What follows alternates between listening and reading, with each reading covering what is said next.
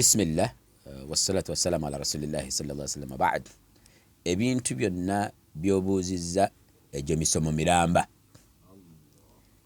Katuyinza obutasobola kwanukula buli kyobuuzizza kubanga kati buli kyobuuzizza musomo ebyange oba byobuuzizza mwenna bye mubuuzizza. Naye bw'otunuulira ensonga gy'obuuzizza esooka eya sijida mbw abantu atalina kanuuru kano kiba kitegeeza tavunama oba sujudu ye batakkirizibwa. Ekyo si kituufu. Nti kasujudu kaakaka nti ngekaliko inuuru keri buli muntu nti alina kuba ni nuuru ate nuuru keri niyo etegeeza nti omuntu avunama. Wabona ezinako zino abantu balina ebintu bya demba ne basaala ziswala gimizigita ati gyayizula gimifaliso. Wabona masjid nuuru ili ni gumufaliso gumwene ati nyange no projects na baletere gumufaliso ati jina nuuru yezo olusinga osalira ku kisampa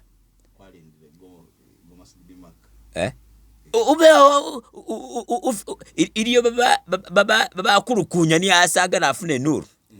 kugana ko koloma kuti inuuru keri niyo etegeeza nti vuna mada ate keri ke sign iyo gesa ndi kuvuna makoko afugiriso oba powder. Inuuru keri ishura wabula ishuri nti onyala wavunama ng'atenga koli ko ni nuuru dane ng'ovunama ku Allah subhanahu wa ta'ala era bakakutiisa nti we sujudi yo kekolaki kefugirisibwa. Naam, eyo keriko ningerisi nyera yambagana moni kuvunama kwoda. Kyesuute ebere kyambagana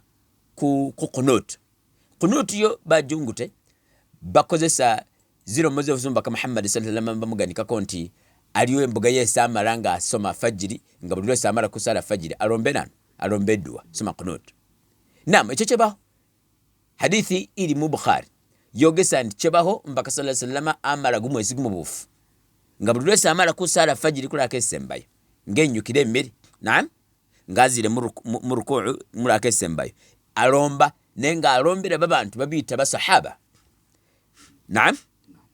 nga abalombera bo bimabe nangu mwesinga gwawereko ebintu byabikolaki abirekeraawo. Ati qunut kugisoma wadde sola zikali fajirira ngabere ngaliwo kizibu era umukulwanya lalagira oba kukisinza kyefe kwazula nti aliwo kizibu oba bulwale oba binanu kufugirizwa kuba ndi kusoma qunut ne kuba nti iliwo hadithi rometi niye nabi sallallahu alaihi wasallam asomazaga qunut paka lwe safira kuliko ni bujulizi nti asomazaga qunut buli fajiri paka lwe sakolaki paka lwe si afira da kale keriye nanu keri yeriteeka da. Kyesuute ebere nti gimikono kifuba. Naam, aliwo insomesa iye Shafi'i baba londereraga madhahabu ga Shafi'i bosizana bahamba gimikono kunano ku kifuba ne babandi nibwe bakolaki ebahamba koda wanfunire hati bahambire gimikono ku kifuba baromati hadithu mbaka sallallahu alaihi wasallam alumati buli muntu yese nanga ali kusala ali ni kuhamba gimikono kunano ku kifuba kutusako ngabere nga ikale obali mu rukuu obali mu sujudu nga kanyala kukolaki kanyala kuhamba kunayi ku kifuba da. Kale nekito insonga yambagana niye kwamba ku kifuba nikule kwamba ku kifuba bamanyi bandi ngaba Imam Malik ne bandi nibe bakolaki nibe bateji mikono ngana ku kifuba da. Ne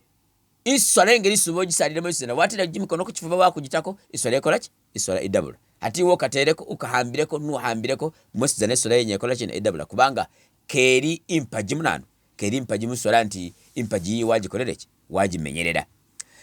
Iliyo mulebe utebere sabra ati nga nabuyisire weswala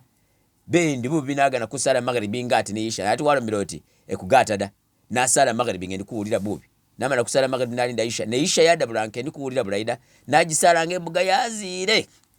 buli lwesu gaya seswala ngali obulwale baliwo kikulemesere kodini buzi buda hesu bofunire mbuga kolaki sala ati fajiri onyala wajisala ngedamba sawa zibiri ukola dhuhuri ngabere ngaliwo ishu ikulemesere kubanga osalira munano mumbuga nenga kerinti insonga iyamira ko muntu kubuyise sola nti zifaanana ku buli muntu da buli bantu bali nizi nsonga zawe zanano zanjawulo. Mulabe Sedduge akutebere kiteebwa ati ngana kumanya nti umuntu ali kusaaza eswala mulaka esooka asoma والفجر وليال عشر والصفع then muraka ya kabiri asoma Allahu la ilaha illa huwa al-hayyul qayyum la ta'khudhuhu sinatun wala nawm oyo alamulwa atyena ate sedduke kugana kukubolera ndi babandi nti kiba kirayimabi waba consistent oba ngoli kusale swala wasooka ni suratul baqara bintu biri mu baqara ngoli ko nikyesugana kusomayo then wisako biri munana biri mujizo amma nenga waberenga wasookere bye muamma wisireko bye mujizo alif lam mim oba wakolera ekintu kikali kinana kikali kirayira ne kekiri haramu da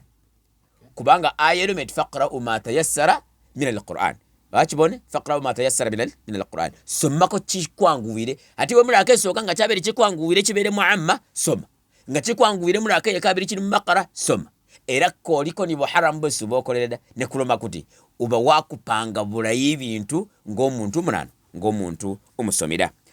umulebe uberewe kabiri alomera ati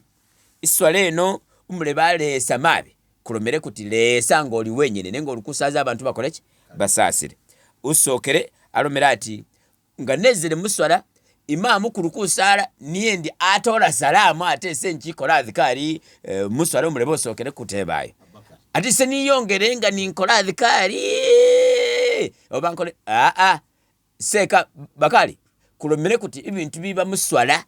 imamu niyo bikola niyo bikulire niye imamu kasitaba nga abimalire amanya ati se nabimalire atola salamu wotola salamu bisigale imamu akolere ki akumalire wajazakumullahu khair